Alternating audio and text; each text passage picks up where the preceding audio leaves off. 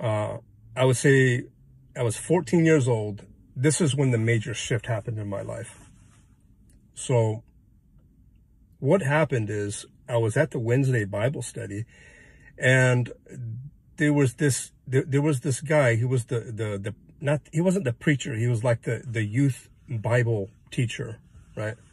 I would say he was late 20s, early 30s. I was 14.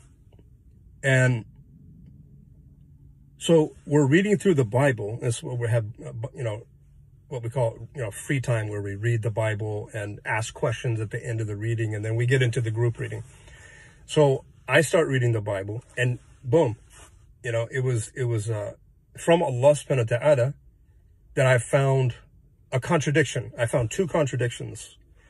And so I'm reading I read this verse and I say, okay. And I turn the page, I keep on reading, and then, wait a minute, same story, different numbers, same person, different story. What? So I raised my hand, and he said, yeah, how can I help you? And I said, well, I found these two verses, and this one says this, and that one says this, but they clearly contradict each other. The guy looks at it. He looks at this page, he looks at the other page, and he puts his hand on his chin, and he says, huh, I didn't even know that was in the Bible. I'm like, what? You're the guy.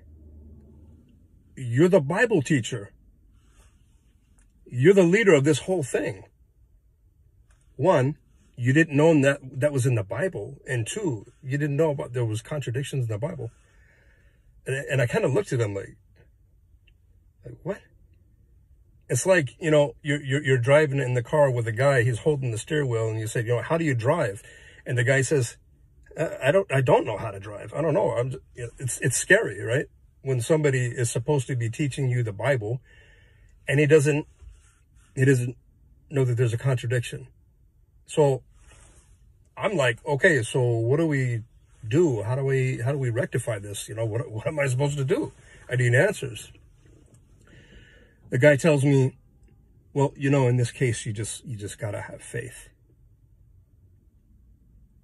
And that's when I checked out. Spiritually, I just said, the Bible can't even defend itself.